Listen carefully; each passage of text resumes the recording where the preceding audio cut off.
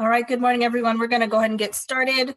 Welcome to our California Legal Aid Options. My name is Danielle Tran. I'll be leading the presentation for you here today. And we're just going to go over some quick housekeeping items. We do ask that you guys go ahead and keep your cameras off. That's just to maximize our bandwidth that we have available to make sure everything keeps moving quickly. And we also ask that you keep your microphones on mute to minimize distractions. We have some presenters here today, someone from the Veterans Legal Institute. She's going to be giving you some general information on some legal resources. Unfortunately, we can't answer any individual questions. We are going to have some resources of people you can reach out to, but please know these are just some general questions, general resources on where you can go to get that individualized help that you might need. At the end of that, we are going to have a virtual question and answer panel, again, just to answer some general questions about some of our CalTAP items and maybe some general questions on where you can go to get additional assistance. So with that, let's go ahead and get started. We are going to ask that you send your questions into the chat function. You'll be able to send that directly to CalTAP questions, and they'll get you started on how to work that out as well. You should have received instructions in your email when you registered.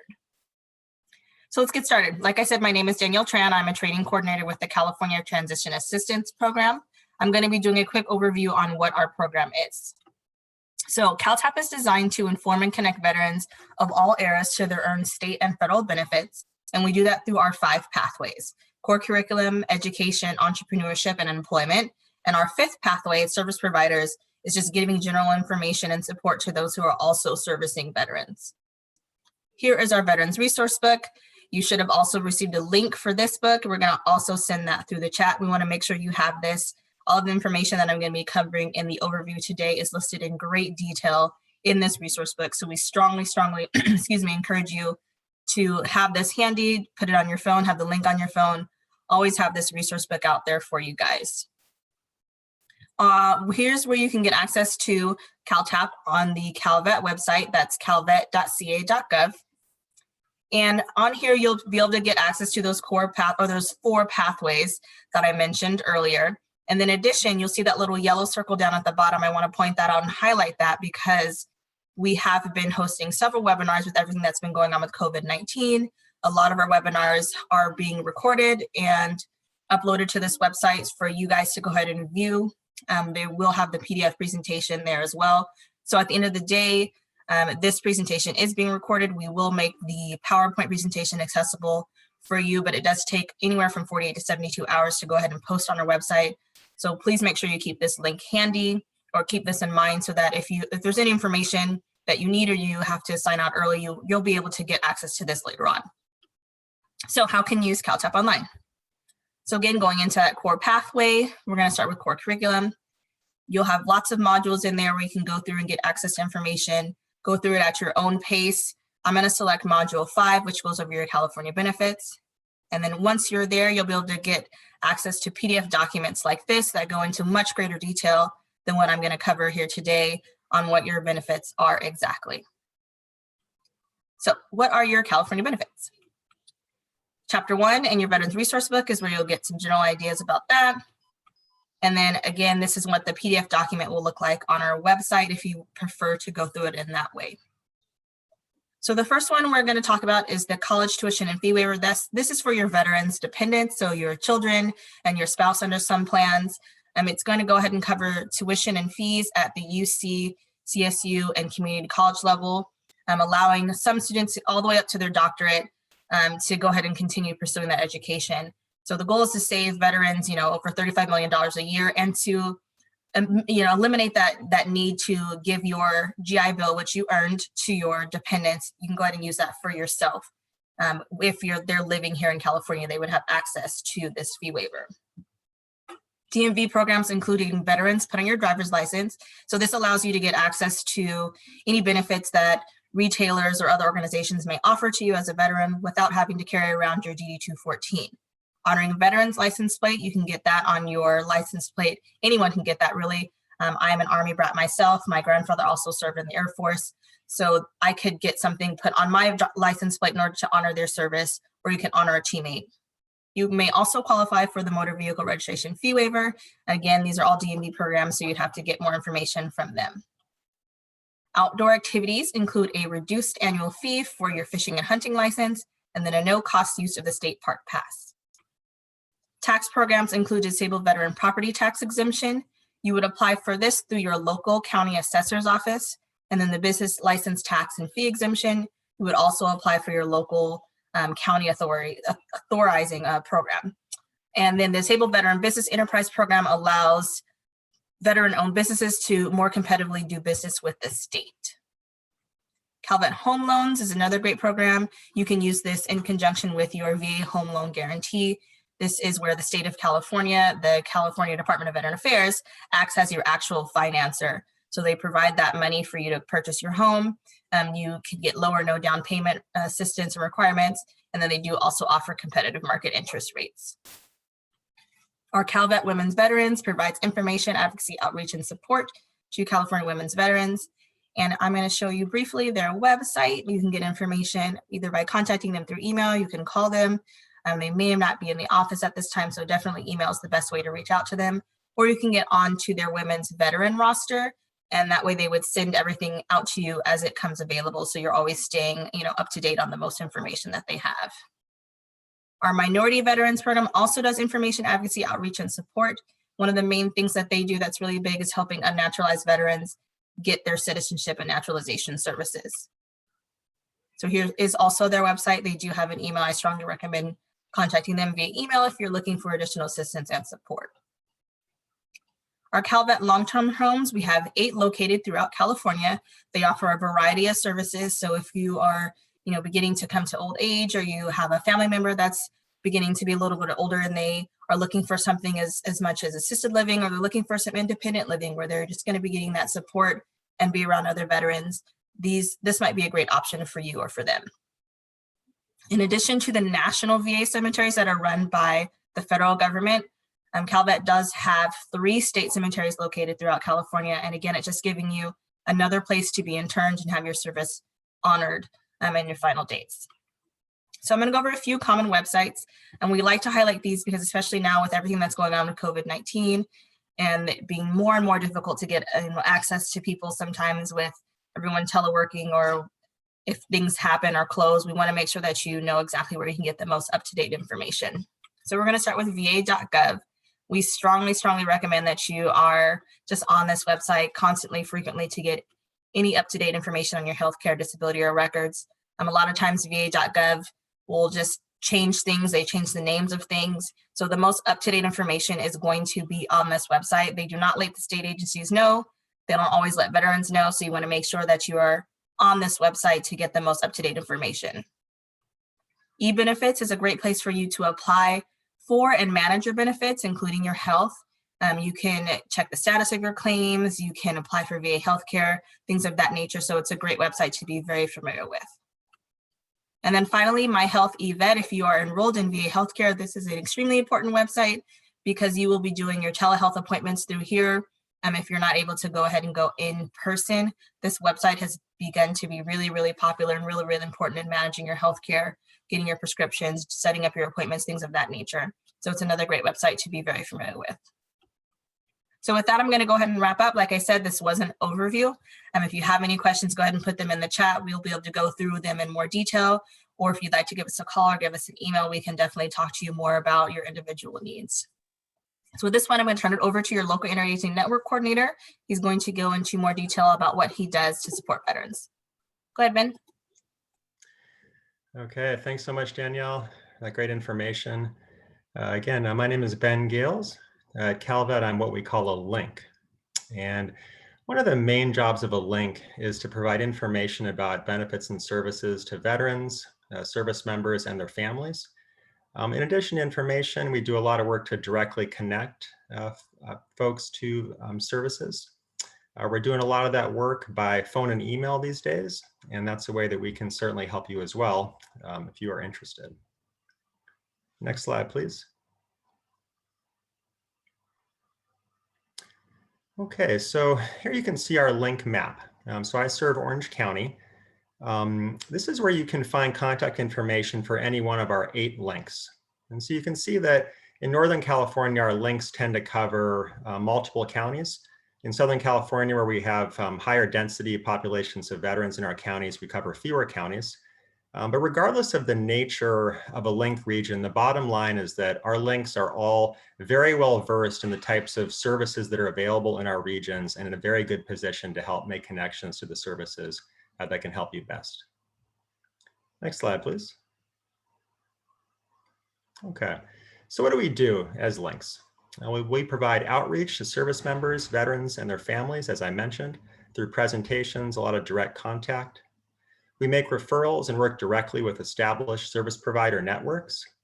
So one of the features of our program is that we're able to make effective referrals because we're very connected with the community. We literally know many of the people that work at different nonprofits and government organizations in our regions. We go to many meetings with them. So it's not that we're learning about referrals through the internet. We're directly involved with the folks that we connect you to, which makes us much more effective in getting you to the right type of help. We assist with local emergencies. Recently, our Link team has been very involved in helping to support veterans and their families during the California wildfires, going directly on site to emergency services locations. And then we also provide leadership and advocacy to local communities. Many of us are very involved in different collaborative organizations around the state that work to improve the coordination and delivery of services in areas like housing, employment, mental health, and more. Next slide, please, Daniel. Okay, so connecting to benefits. We have just a sampling of benefits for you here, some stuff that you can find across the state. For employment and training, we have the EDD. The EDD veteran teams are often found in what are called America's Job Centers, used to commonly be called one-stops. In addition to the state resources, there's a lot of nonprofit organizations out there that do a lot of great work helping veterans with employment. A lot of great nonprofits out there in a wide range of areas. So in addition to our government resources listed here, we work closely with a lot of nonprofits and can make those connections for you. We have our California state benefits. It's always good to know about the role of a county veteran service office. These are offices that exist across the state that can work to directly help you apply for benefits, help you understand them, and make connections to what you need for both state and federal benefits.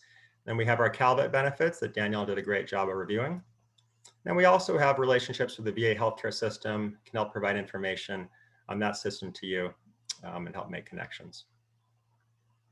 Next slide, please. Okay, so that's it for me. Anyone here is welcome to reach out to me. With any questions, I can help you directly, or I will sometimes make connections to my colleagues. If I could briefly say that our next presenter, Antoinette Balta, is someone that I've known for many years.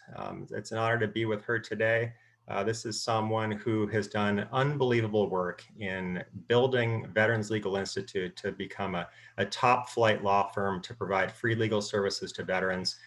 For anyone that's worked in the nonprofit sector, you know that it is not an easy thing to do to build a nonprofit from the ground up. And so she does a lot of great work leading her organization, and great to have her here today to share a lot of important information about legal issues and services. Thank you so much, Ben. I appreciate that. It's an honor to work with you, Ben, Danielle, Calvet, and to get out the good news and the facts to veterans all over the state of California. So with that, I'd like to get started. Let me introduce myself. As Ben said, my name is Antoinette Balta. I'm an attorney in Orange County. I run an organization called the Veterans Legal Institute. We're a nonprofit law firm that provides free legal services to veterans, active service members, and reservists that are low income, homeless, at risk, disabled, and mentally ill. And with that comes the disclaimer that we only serve primarily those in Orange County and the Inland Empire, soon to be collaborating with a couple of organizations in Los Angeles as well for 2021. Don't worry, fear not though. I will be giving you guys resources for different legal aid organizations similar to the Veterans Legal Institute throughout the state. And I'm going to give you some tips and tricks about how to access those legal services. So as we go into the next slide, because you guys know that I'm an attorney, of course I have to give you the disclaimer. And here's the disclaimer. Nothing that I say to you today in any way constitutes legal advice. It's just general information that I'm providing to you guys. There is no attorney-client relationship created during or by this presentation. Another thing is that, in times of COVID, the laws are changing quite frequently, especially when it comes to just the way our court systems are working and landlord-tenant law. So I can tell you that while everything in this PowerPoint rings true today, 3 months ago it was different, and 3 months down the line it will likely be different. So before taking any action based off of this PowerPoint, the information you receive, please do consult with your local legal aid or local attorney. And I couldn't have a presentation without giving you the links to our California state updates in terms of COVID, which is listed here in the PowerPoint, as well as the Center for Disease Control. And also, if you're looking for a list of legal aid organizations, there is one provided at the end of this PowerPoint. And you can also go to lawhelpca.org to help you with that. And let's go to the next slide and get started. So, in terms of the California justice gap, like, why does legal aid exist? And the State Bar did a study in 2019. And the fact is that, you may have served and you may be protecting people's, constitutional rights, but it doesn't mean that if you can't afford it, you have the right to access justice. So in other words, a lot of times people that are low income don't access justice, not because they're not right or they wouldn't have been victorious, but it's because they don't have the money to do so. Attorneys are like doctors. They're very expensive. They typically charge hourly rates. And so the State Bar did a study to see, what is this justice gap? What does it look like? And they determined that out of all Californians, 85% of them didn't get legal help or got inadequate legal help when they needed it. And that was regardless of levels of income. And that comes down to basically knowledge and access gaps, and that a lot of people do have legal issues. What's very interesting is that in terms of veterans, they also did a study. And what they came up with is the State Bar is trying to increase a coordination of statewide efforts. So they have multiple organizations like Veterans Legal Institute talking to one another, so that when ineligible veterans, for example, apply for services at Veterans Legal Institute and they are, let's say, in a different county that we don't serve, I can refer them to the State Bar or refer them to one of my colleagues that's part of this coordination of efforts and say, hey, while we'd like to help you, we don't have the resources to go to Marin County, but here's who in Marin County would be able to service you if you qualify. So we can move on and let's talk a little bit about what are the common veteran legal issues that we are seeing. So before COVID, and I've been doing this type of work for close to a decade now, we just get a variety across the gambit of requests for legal services. Some people want discharge upgrades because they say, hey, I got an OTH because I was doing something I shouldn't have been doing, but at the time I was suffering from severe post-traumatic stress because I was sexually assaulted and I didn't get any help, and that affected my behavior. And I believe that since I put in 9 years, I did deserve an honorable. A lot of people say, hey, I need help with my veteran benefits. I have a complex appeal. It's hard to prove something that's invisible. And can you help me prove that there is a nexus between my disability and my military service? And then it's no surprise that family law across the board, veterans or civilians, there's always a huge need for pro bono services in family law. And I will say that the majority of legal aids nationwide provide very, very limited, if any, services in family law. Veterans Legal Institute is probably one of the exceptions where we have a clinic, although still limited, serves close to 300 veterans a year. And then we've got warrants violations, tickets, dismissals, landlord, tenant, estate planning, consumer law, and so much more. Now during COVID, I would say that we're definitely still seeing all of those things. However, there has been a slowdown because I think people have been shifting their focus more towards family law. There's been an increase in domestic violence. People are either falling in love all over again or realizing that it's really hard to live with another person on lockdown. There's a lot of issues with landlord tenant. People are losing their jobs, not being able to pay their rent, trying to figure out what their options are. Landlords becoming more creative in how they evict people, because if they're not paying their rent, they still want to push them out. And there are protections against that. So a lot of them try to circumvent those protections by coming up with unlawful detainers for reasons of health or safety. Although some of them do have, there are issues of health and safety. So not all of them are circumventing. I'm not trying to say that, but we have seen some very creative lawsuits filed. A lot of people have questions about their unemployment, their economic impact payment. A lot of people are calling and saying, hey, if I get the economic impact payment, is that going to affect my veteran benefits? If I apply for my veteran benefits right now, is anyone going to respond to me? And then finally, with the dangers of pandemic, people are really starting to put more thought into their estate plan. Do I need a will? Do I need a trust? Do I need an advanced healthcare directive and financial assistance? So those are some of the things that we're seeing. If you look into the next slide, you'll notice that I had mentioned earlier, family law. So family law, as I mentioned, pre-COVID is always a big issue. Family law courts are always busy. Issues of child support, visitation, custody, parenting, also known as parenting time, spousal support, dissolution, are high emotional areas and keep the courts very busy. As many of you know, due to the pandemic, many of the courts closed, opened, amended their hours, their procedures. I know within the last week, different courts around the state, some of them have decided to close again. So this is affecting the timeliness of the way that our lawsuits are filed. And with, maybe some big corporations that have lots of money and they're filing a suit because somebody defamed them or is using a similar name, that might not be as big enough of a deal. But when you haven't seen your child in 6 months, or you can't pay your child support because you lost your job or something of that nature, it can be a lot more impactful on a person or on a person's family. And finally, and most unfortunately, we have seen an increase of domestic violence. Sometimes for some people, the anxiety and tension of this pandemic is triggering and is causing behaviors that are unhealthy in a household. So we can move on to the next slide. But let's talk about the elephant in the room. What is everybody worried about? And it's landlord-tenant. So, you've got federal law, which is the whole United States, and then you've got state law, and then, there's cities and counties. And so just so you guys know, federally, the Centers for Disease Control did come out with a moratorium for evictions. What does that mean? It means basically they're saying, hey, through the end of the year, no evictions.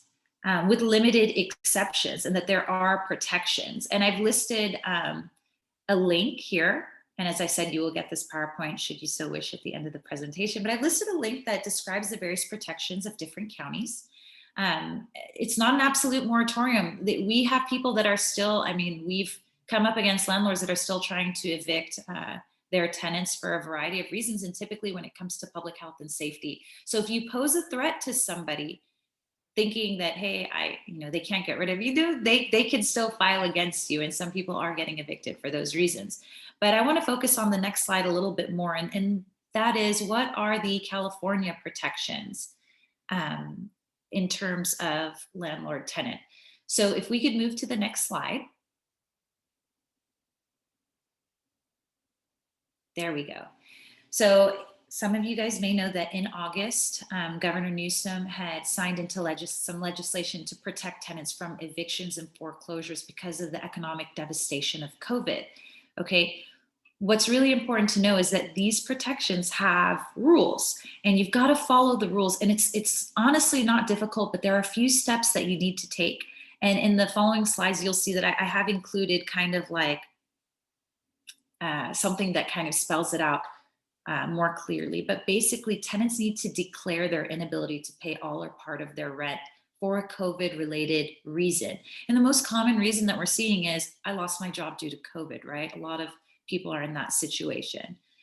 So under this legislation, no tenant can be evicted before February 1st, 2021 as a result of rent owed due to a COVID-19 related hardship accrued between March 4th and August 31st, if the tenant provides a declaration of hardship according to the legislation's timelines.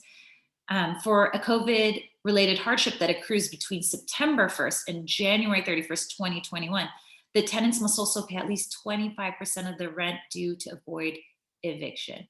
So what's important to note is that tenants are still responsible for paying unpaid amounts to landlords, but those unpaid amounts cannot be the basis for an eviction. Landlords can begin to recover those debts on March 1st, 2021, and small claims courts will be taking those cases to temporarily alleviate the other courts and kind of push people through more quickly. Now, what does that mean, guys? A lot of people are like, well, I'm not going to pay my rent because I don't have to. Nobody's paying their rent or whatnot. No, you still have to pay your rent. The day is coming. There are some protections for right now in order to assist those that need help because they've lost a job or they have another COVID-related reason. So if we could go to the next slide. And as we go to the next slide, we're going to continue to talk about these California-specific, COVID relief protections for tenants. So I've actually posted here a little cheat sheet about California's COVID Tenant Relief Act that you can access. And basically it talks about the protections that the law provides, what renters need to do. Remember I said you kind of have to put your landlord on notice. So renters who have COVID-19 related economic impacts, that means basically lost income, increased expenses, maybe due to hospitalization or other things, increased need for healthcare, childcare, whatever it could be. You might have protections from eviction if you were unable to pay your rent from March 1st, 2020 through January 31st of 2021. So, the protections will soon be ending, but you have to follow the notice requirements that I've described in this PowerPoint, okay? And basically, I had mentioned them earlier, but you have to have a declaration. A declaration, it can even be handwritten, guys, but you have to complete that declaration stating that you have a COVID-related economic impact that's preventing you from paying your rent. And then also in a separate timeline from September 1st to January 31st, a renter who completes a declaration that they have a COVID-related economic impact, and you must pay 25% of the rent due for each month of that time period by January 31st, 2021, cannot be evicted because they didn't pay the rest of that rent during that time. So this is important stuff. It's a little bit technical, but make sure you read through it after this presentation. We can go on to the next slide.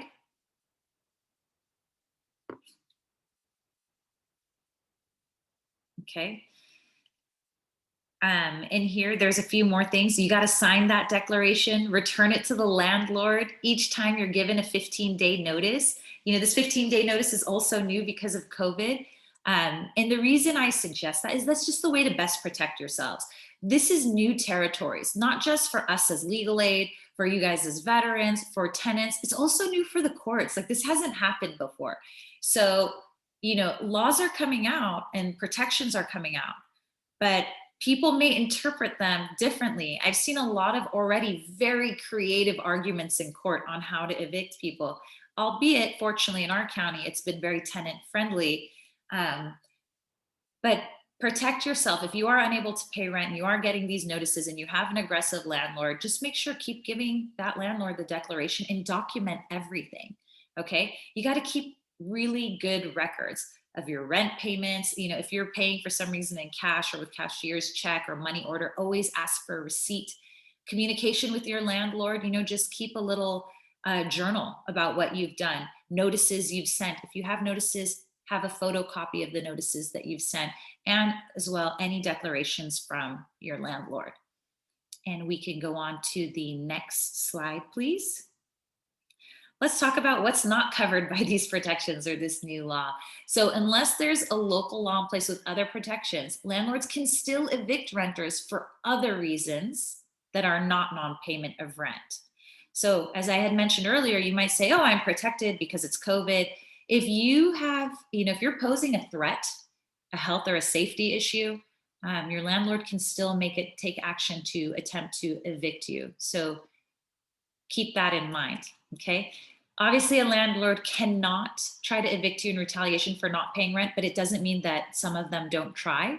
So if it happens to you, again, keep everything, you're gonna walk into court with all your documentation and you will have a stronger case, okay?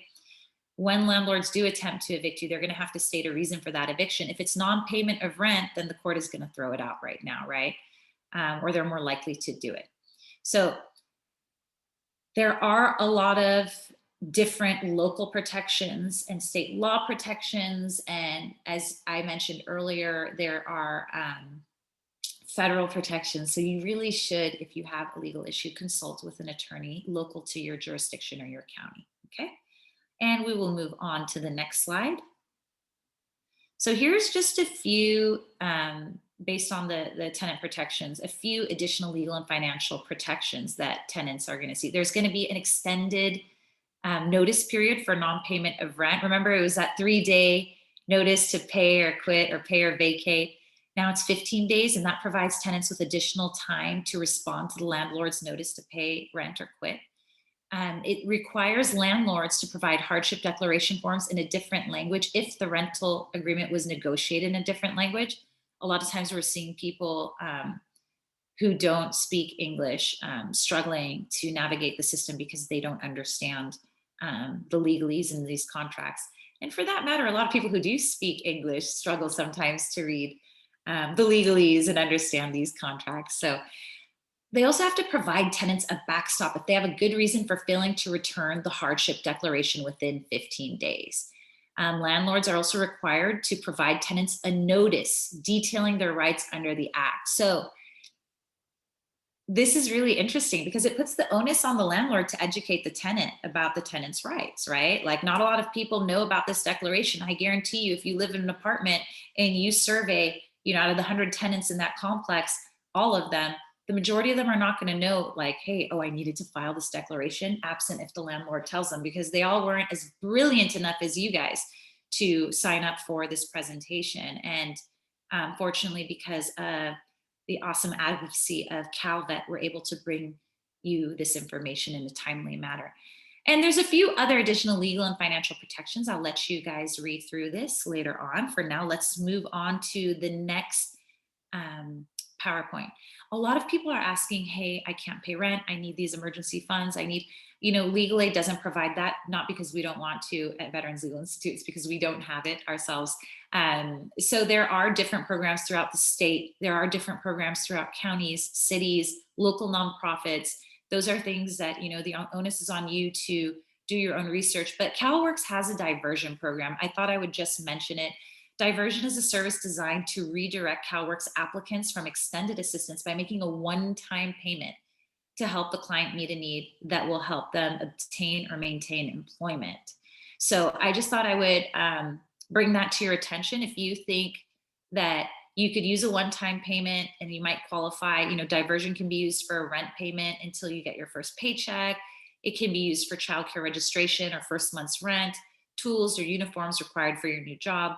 So this is a resource through your state that you may want to look into. Now let's move on, and we're going to talk about some of the inquiries, the legal inquiries we get about unemployment. So people are always like, hey, where do I get unemployment? What do I do? So you have to go to EDD. They actually set up a pandemic unemployment assistant page. It's really easy to navigate. I think personally they did a great job. They've got additional resources coming in all the time. You can file for unemployment directly through that website. PUA, it's a federal CARES Act provision. It falls under that, and it helps unemployed Californians who are not usually eligible for regular unemployment insurance benefits. And that includes anyone from business owners to self-employed folk, independent contractors, those with not so much work history.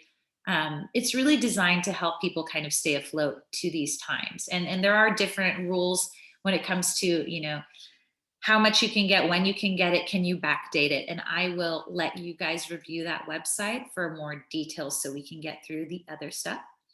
And we can move on right now to the next slide, where we will talk a little bit about the economic impact payment. So a lot of people say, did I miss the deadline? What happened? Can I still register online? So you might still be eligible to receive a payment in 2021 if, number one, you didn't register online by mail and you didn't get a payment in 2020, or you received a payment, but it wasn't the full amount of the economic impact payment.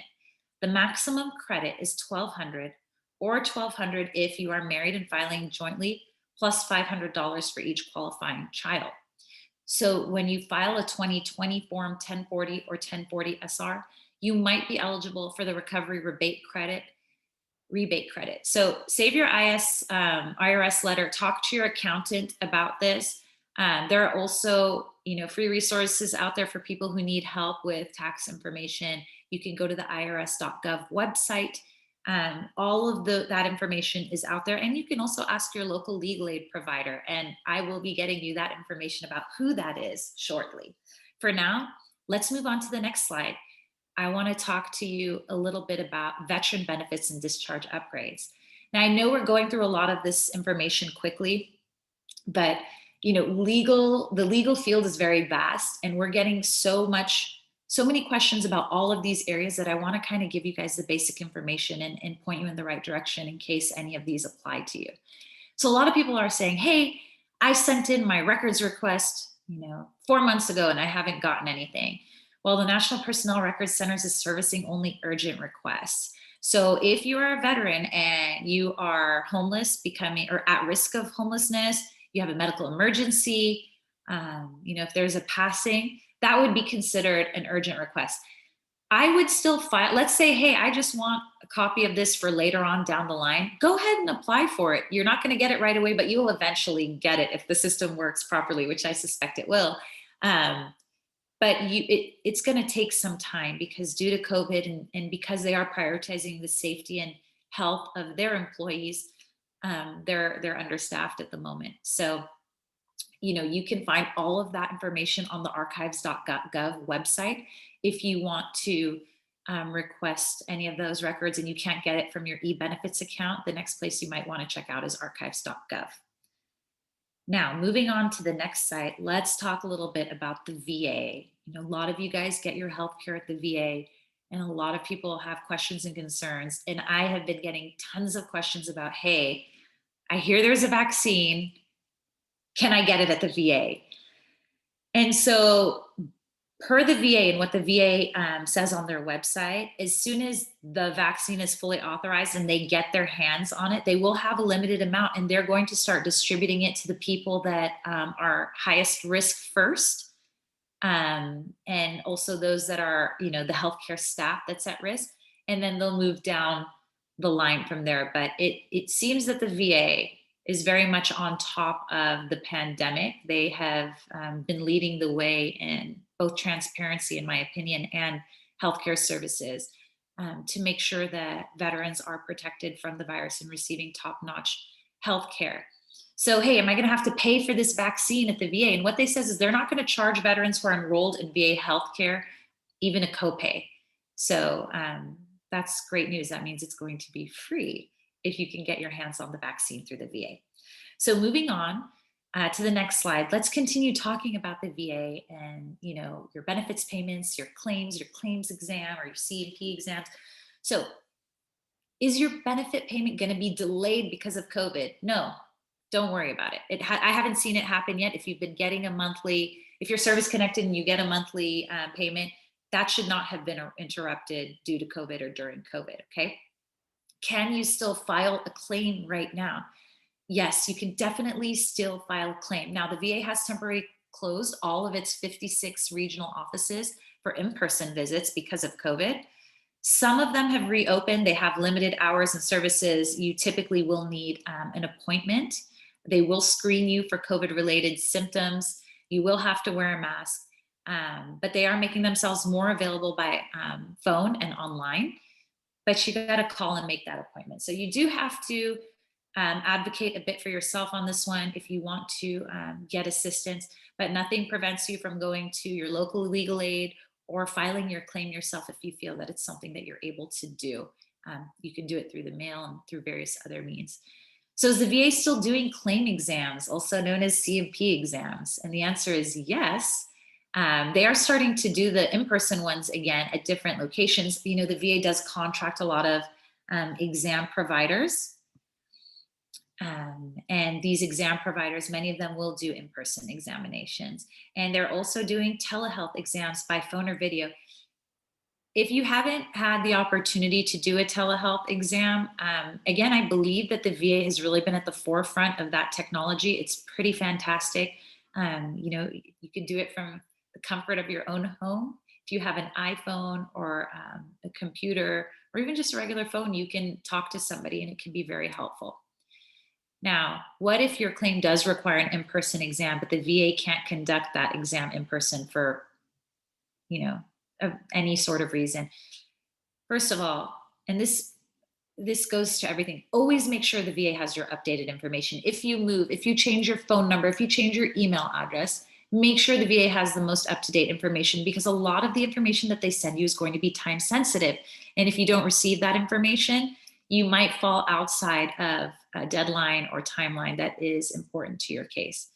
So a contract medical exam provider will contact you to reschedule if for some reason they can't conduct your in-person exam. So they'll reschedule it for a later date. There's nothing else really to do, but I would, again, advocate for yourself and try to stay on top of those things. If they do reschedule, make sure you get a new date where you can have your in-person exam.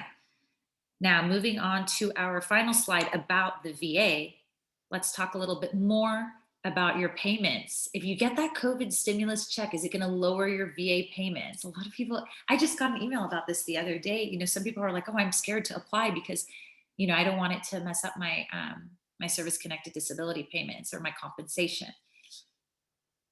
They're two separate things, guys. When you have a disability from your military service, it's completely separate from, getting a stimulus check. It doesn't change your disability, right? If your disability still exists, you're being compensated based on that disability. So the answer is no. The VA is not going to count any money received as part of the stimulus package as income in terms of even your VA pension or parent dependency and indemnity compensation, or your DIC beneficiaries. So that means your payments will stay the same. What about paying copays during the pandemic? The VA understands what's going on. Again, I really believe that a lot of their policies through the pandemic have been well thought out.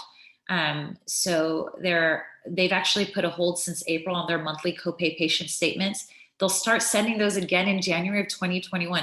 So if you're like, hey, this is weird, I haven't been getting any bills, and then all of a sudden in January, your copay statements start coming in, just be prepared for that and understand that the VA did that mindfully so that, it gives people time during the pandemic to focus on other more pressing issues, okay? So you don't have to make any of those payments until January of 2021, but you might receive a patient statement and it might, detail the types of payments that you're gonna have to make. Now, let's say you get this statement and you're like, oh, there's no way I can pay all of this.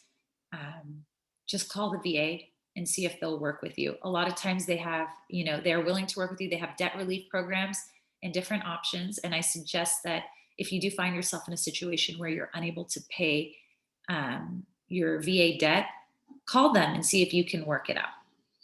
All right, next slide. I love the opportunity, any chance I get, to talk about estate planning.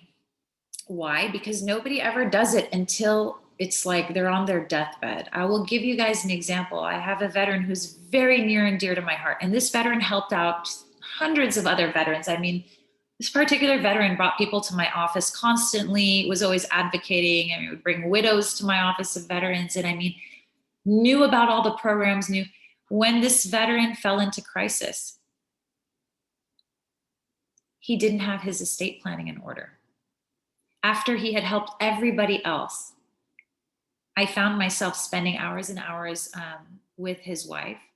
I couldn't do a power of attorney for her because he no longer had the mental capacity because he went into a coma. And it made things very hard for his family. And it's a true shame because this veteran really, really looked out for everybody else but himself and his family. So if you don't do it for yourself, do it for your family. Please be on top of your estate planning. An advanced healthcare directive is a form that you can get from the hospital.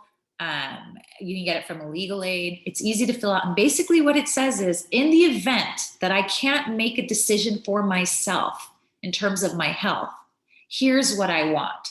So for example, I wouldn't want to be in a coma for 6 months and living on, machines. I would want them to pull the plug.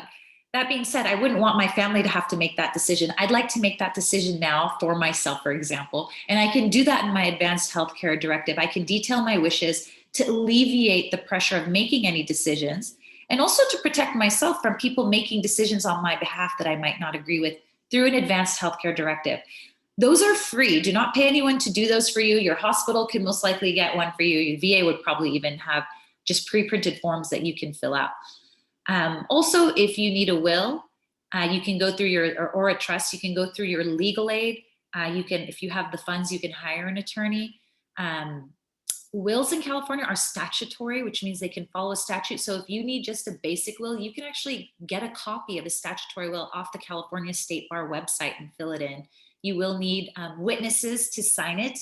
I believe it's 2, but I have put the link to where you can get a copy of a statutory will, right? A lot of clients are also having financial issues. Property tax payments are coming up again, and they're concerned. Guys, those vary by county. So you have to check your county tax assessor website for updates. So if you live in Orange County, go to Google, type in Orange County tax assessor. Their website will come up and you can look on there for examples. And for example, a case study about Orange County is that property tax penalties are going to be waived for those impacted by COVID-19, but you do have to submit a penalty cancellation request form, documentation, and pay the base taxes. So there is some relief from Orange County. And finally, there is a rental assistance tracker that local legal aids around the state have put together. It is updated, but from time to time, but you do have to check. But if you do need rental assistance, you can go to this tracker and it lists them by county. So it's very helpful if you need to kind of advocate for yourself. So the reason you're all here, I assume, we'll go to the next slide, is how do I apply for legal assistance? Can Antoinette help me, even though I live in Sacramento? I would love to help everybody. I truly would. And I wish we had the resources to do that. But the fact is that we're based in Southern California. And I know that of the massive amount of participants on this presentation, a lot of you don't live in Orange County. That being said, there are plenty of amazing legal aids and legal service providers around the state. So I'm going to give you guys some tips.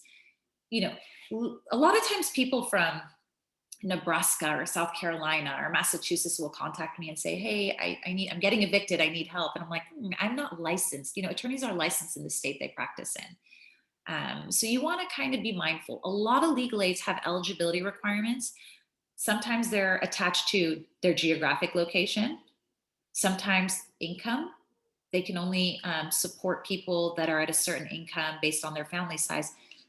People ask me why that is. It's a few reasons. Number one, a lot of the grant funding that these organizations receive ties their hands. It says, if you accept this money, you can only help people below this income level and in this area and with these types of legal issues, like only civil legal issues, nothing criminal, for example.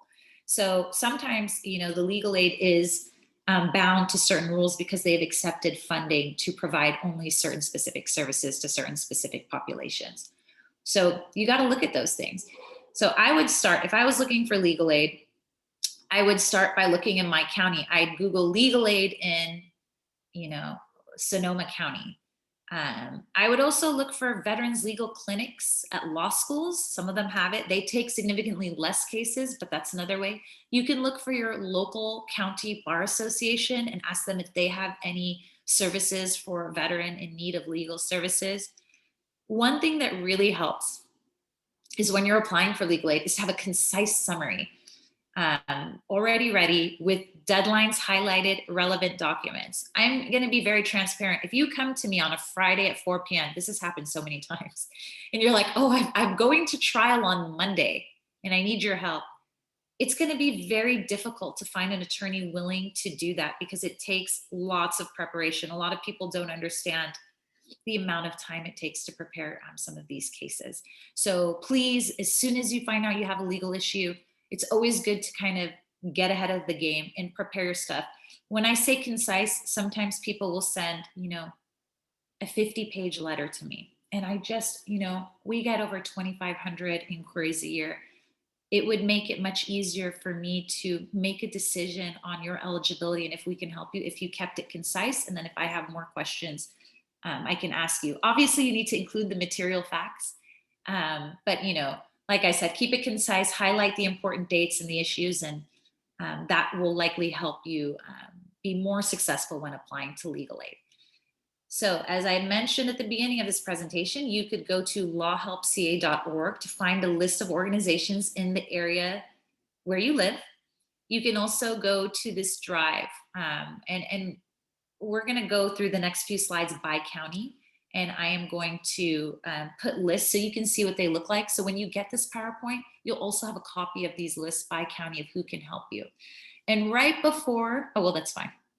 I do want to mention, though, that if you are a veteran in crisis, or if you're concerned about a veteran in crisis, there are services that are offered same day by the VA that where you can make the connection and talk to somebody. I do list those services in this PowerPoint, as well as the 800 number for the Veterans Crisis Line. If you need to talk to somebody, you can either text 838-255. Again, that's text 838-255. Or you can call the Veterans Crisis Line at 800-273-8255. Sometimes it's good to talk to somebody. Sometimes if you know someone who needs to talk to somebody, it's good to share that information. It can be life-saving information. So let's go through the major counties. Here we have listed LA, Los Angeles County legal aids. There's also a second slide that details the plethora of Los Angeles County legal aids. So you guys can contact each of these legal aids if you live in LA County and see if anyone is able to take your case. I will tell you that there are several legal aids in Los Angeles that deal with military specific issues. I know Legal Aid Foundation of Los Angeles is one of them. Public Counsel is one of them. Inner City Law Center is one of them. And there are a few others. So they do wonderful work. If you're in LA County and you have a legal issue, you will get a copy of this PowerPoint. So don't feel super pressured to scribble all of these down right now. We share this information openly and freely because we want you to be able to access these resources. Moving on to another big county, Orange County, represent, that's where I'm at. Here's a list of organizations, including Veterans Legal Institute, where I work. We did just recently move, so the address is now different, but the website and phone number remain the same. If you live in Orange County and you need legal services, in particular from Veterans Legal Institute, you can apply directly online. So you don't even need to call the office, because the office will tell you to apply online and then somebody will reach out to you. There are also other organizations in Orange County that may be able to help you, and I've listed them there. Moving on to the next big county, Riverside County Legal Aids. So Riverside is a huge county, and unfortunately it does not have as many legal aids as meet the demand. It is an under-resourced county. Veterans Legal Institute recently, in partnership with the Veterans Service Office in Riverside, thanks to CalVet and Prop 63, is offering services there. So it's a huge shout out to CalVet, recognizing the need for legal aid services throughout the state, and they are bringing them to you. And you can also contact the Riverside Legal Aid Inland Counties Legal Services or the Inland Empire Latino Lawyers Association project. The next slide will detail the Sacramento County Legal Aid. See, we didn't just keep it to the south, we went up north a little bit. But here listed are 4 separate legal aids in Sacramento that you are welcome to reach out to if you reside in Sacramento County. And finally, I have listed the legal aids in San Diego County. So these are different ones. You'll notice on this one that I list USD School of Law. One thing that not a lot of people know about is a lot of law schools are starting to have veterans legal clinics, and they need clients. So while they don't take a lot of clients because they supervise students, they do take some. And specifically, I noticed they take they'll typically take discharge upgrades and veteran benefits if they have capacity. So it's always worth, if you're in that county, trying to apply.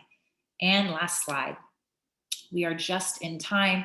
I want to thank you guys for taking the time to listen to this presentation. Feel free to reach out to me if you have any questions. I have my email listed here. It's always a pleasure to service a population that I hold so near and dear to my heart.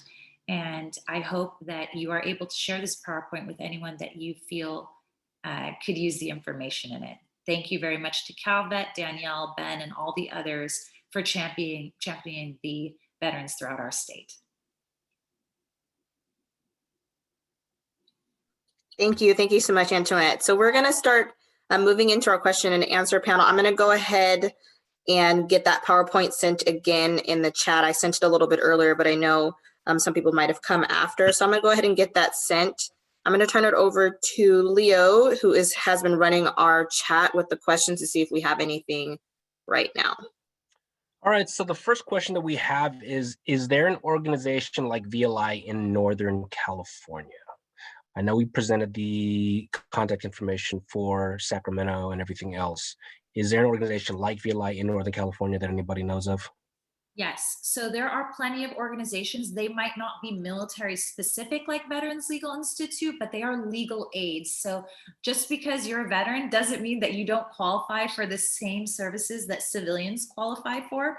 I mean, just off the top of my head, depending on where in Northern California, there's Swords to Plowshares, there's Bay Area Legal Aid. There are plenty of them. And in the list that I've provided, there are also different ones. And Danielle was also kind enough to attach that list to the chat box. Yeah, and if anyone's having trouble accessing anything on the list, you're welcome to reach out to me there too, and either myself or one of our link colleagues in that area will help you direct you to get service there. So our next question is, does VLI handle employment law? That is actually a great question. So the basis of legal aid is to provide access to justice to people who otherwise can't afford it. So a lot of times, personal injury, malpractice, employment law, those cases are the types of cases that attorneys will take on contingency, meaning they only get paid if they win. So they take it for free. And then if they win, they take a percentage. For that reason, we don't take those cases because you can access justice without us if you have a good case. And also because we're so busy working on the cases that no one will take on contingency. So we typically do not handle those cases. We will refer people to the Orange County Bar Association, the Lawyer Referral Service, and sometimes we'll give a few names of employment law attorneys who we've worked with in the past that have represented some veterans that we know that are trusted. Does VLI provide legal aid services for someone needing assistance with upgrading their re-entry code on their DD-214? So depending on what we do is we review the file and we see, you know, a lot of times if it's an RE4, it might be difficult, but there is always reasons. So we like to look into that. So if the veteran qualifies for our services, then, and they live within the county, they're income eligible, we may take that case. Sorry, let me see. My Zoom just blacked out for a second. So what I would suggest is if you are in Orange County, I would put together kind of a chronological, maybe just a one-page, here's what happened. On this date, I went in. On this date, here's what happened. On this date, they separated me. And here's my my RE code, and here's a copy of my DD-214. I would submit that information so it's very easy for the attorney to make a quick judgment about it. Now, if you don't live in Orange County and you can't find any relief in your county where you live, you can always go to a national service. There's one called NVLSP. So I will type that into the chat. It's nvlsp.org. And you can apply right online for their services, and they specifically do discharge upgrades, and changing your reenlistment code would be part of that.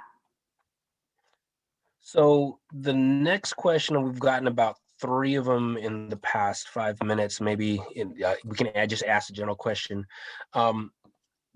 With family law, does VLI help with divorce? Gosh, that is a great question. So as a matter of fact, Veterans Legal Institute does provide dissolution assistance in Orange County. We typically only provide what's called a summary dissolution, meaning you were married less than 5 years, there's no kids, and there's no property at dispute. However, we have been making some exceptions depending on the case in terms of providing consultations and helping fill out forms in pro per. So we're typically, especially with highly contentious divorces, we don't we don't have the resources to handle those, but we will help consult with those. We have a very robust family law clinic. In fact, we have one this Friday from 1 to 4, where it's not just our staff, but we have a retired family law commissioner who helps us. We've got an attorney who has 40 years family law practice who volunteers, and multiple other attorneys. So if you have any family law services, I'm going to type in our website into the chat, and you're in Orange County and your case is in Orange County, feel free to apply online and say, hey, I have a family law issue, and see if we can assist you. So our next question would be, let me see. So the next question that we have right here is, can anyone speak more about disabled veteran business assistance? There's a lot to navigate. What I would suggest first is attending one of our other webinars, specifically our CalTAP webinars. I listed it in the chat. I'm going to list it again when we get a little bit further down after the rest of the questions have come in. But we talked specifically about DVBE and everything else. And maybe someone else on the chat could help me out with this one. Are the Calvet homes taking admissions during the current COVID? I was told that Calvet Sacramento office placed a freeze on all applications for admissions. Danielle, have you heard anything? That information hasn't been relayed to us, to CalTAP. Ben, have you heard anything? They don't always tell us everything, but I haven't heard that. But it would be a good piece of information to know. Sure. I mean, I believe that has happened at least at times during COVID. I don't know if that has kind of fluctuated and, it going back and forth. So I think that that's a question you'd want to ask at the current time. I think that that'd be always something you'd want the most recent information on. And if there's any issues making connections to our homes, you can reach out to me, and we can certainly get that information for you. Does VLI help with immigration law? That's a great question. We actually do. We process dozens a year where we naturalize veterans that are green card holders. And we've also assisted with family law petitions for veterans, reservists, and active service members that want to bring a family member to the United States. And just to add on to that, CalTAP is also, or Calvet is also a big naturalized, a big push to get our veterans naturalized also. Let me see the next one. How hard is it to get a medical discharge or retirement from an honorable discharge when the soldier should have been sent to a medical board? It's a bit specific, but. Okay, so generally speaking, it can be done. I've done it before. You have to go through the BCMR or the BCNR as opposed to the Discharge Review Board in order to do that. How hard is it? It's pretty difficult. As is any discharge upgrade, with the premise being that typically the military does it right. It doesn't mean they've always done it right, so there are exceptions. But if you feel you should have been medically retired as opposed to just discharged the way you were, you could put that together in a discharge upgrade application to the BCMR or the BCNR. You can get that help from a local legal aid that provides discharge upgrade services. You can go to nvlsp.org to do that. But in terms of how hard is it, I would say across the board with discharge upgrades, they are time extensive and they're not easy to get. So, which is a lot of times why it is helpful to have an attorney help you process those applications. So when applying to federal jobs and a hiring agent does not reply to requests for reasons why not selected, is there a Calvet or legal resource to press OPM to make an inquiry? I would say this is going to be a little bit difficult. I don't know if there's a Calvet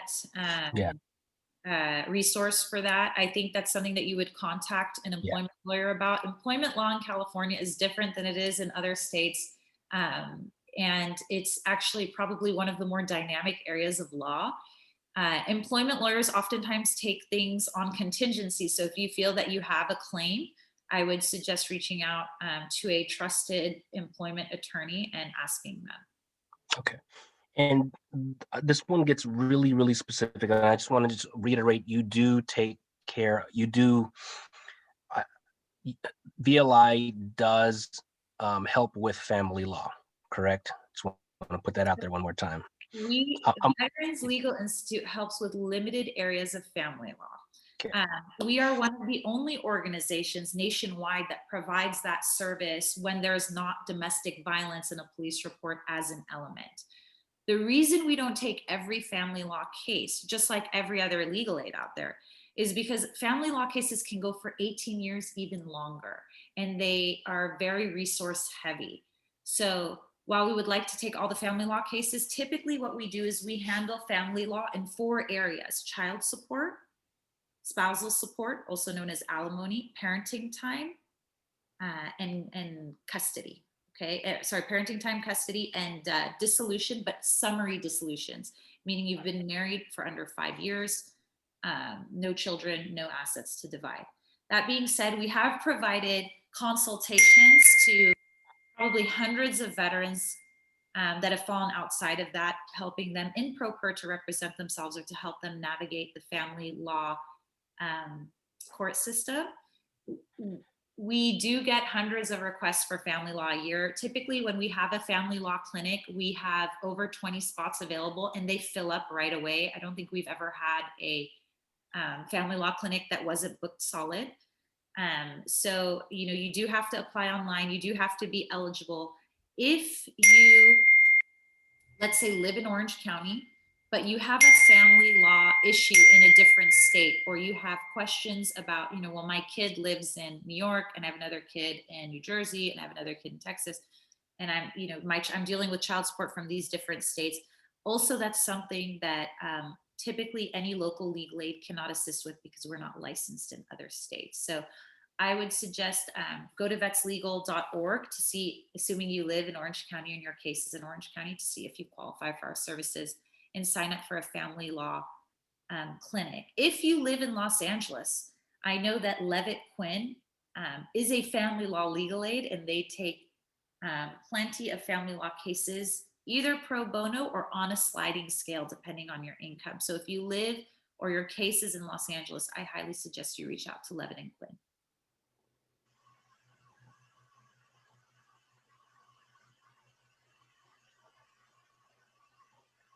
I think we have time for one more. I had two more.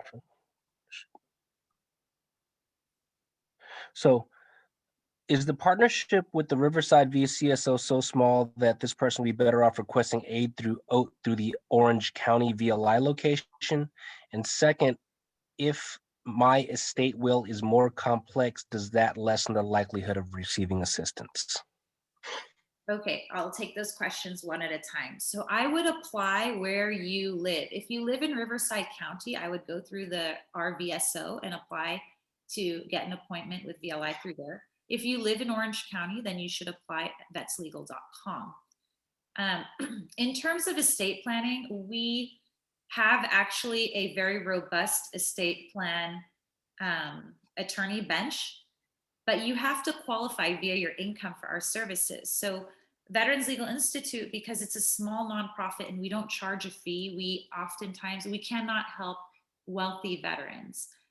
The nonprofit itself is designed to help those who otherwise can't afford legal services. So let's say you have an estate plan and you've got properties in South Beach, San Tropez, a penthouse in Manhattan. You know, you've got property and you've got liquid assets and you've got stocks, and you know, it makes more sense for you to find a estate planning attorney that will handle your case. I know that a lot of veterans say, you know, I might be wealthy, but I'm a veteran and I'd like to get at least a low bono or someone to give me a deal on the case. There are a lot of attorneys out there that if you say, hey, I'm a veteran, do you offer a discount? That probably will give it to you. I know that I've actually have had a few friends that are veterans and that asked me for estate planning. And I said, well, you guys don't qualify. And it's hard to tell a friend no, but they have to, you know, have to follow the rules, because our rules follow our funding. You know, like I said at the beginning of this presentation, we're funded by organizations that it comes with strings. So while we might want to help everyone, because we are getting over 2,500 inquiries a year, we have to follow particular eligibility guidelines. And so I have sent them to some estate planning attorneys that I know are good that provide them a discount because they did serve our country, and they honor that service by giving them a discount. What about tax law? Are you asking if Veterans Legal Institute provides assistance with tax law? That is the question that we just received, yes. I thought this was a statewide panel. I didn't realize there's, okay, well, let's say you're in Orange County and you have a tax issue. I would just recommend go to vetslegal.org. We may or may not be able to help you. A lot of times people assume something is tax law when really it's a CPA that can help you, or an accountant. And there are resources out there for assistance with taxes. I know Abrazar for a long time was offering free tax assistance to veterans, and a number of other organizations. And I think that's it, unless anybody has any more questions. All right, yeah, let's go ahead and begin to wrap it up, guys. Again, if you need that additional assistance or any questions that weren't answered here today, feel free to reach out to one of us, or apply with Vets Legal. It's a great option for you guys. Or again, that PowerPoint presentation did include the other local areas that you could reach out to get more information. So on the next slide, I'm just going to go over very briefly our upcoming webinars. Again, we're always hosting, pulling whatever resources we can to get you guys whatever information that you might need that might support you. So we do have one specifically focusing on discharge upgrades this Friday that you're more than welcome to register for. And again, we have just a wide range of services and information that we're going to be providing for you guys. So please feel free to register for this. You also should have received an email right around the time that this webinar began that would have provided a survey link. We do value your feedback, getting information on how we can continue to improve our program. So please, if you have time, go ahead and fill out that survey. And with that, we're just going to go ahead and wrap it up. Again, please feel free to reach out to us if you have any questions. We are eager to serve you guys. Thank you, Antoinette and Ben, for joining us today. Thank you, Leo, for running the chat. We appreciate you guys joining us today. Have a great day, stay safe, and happy holidays. Bye, everybody. Happy holidays.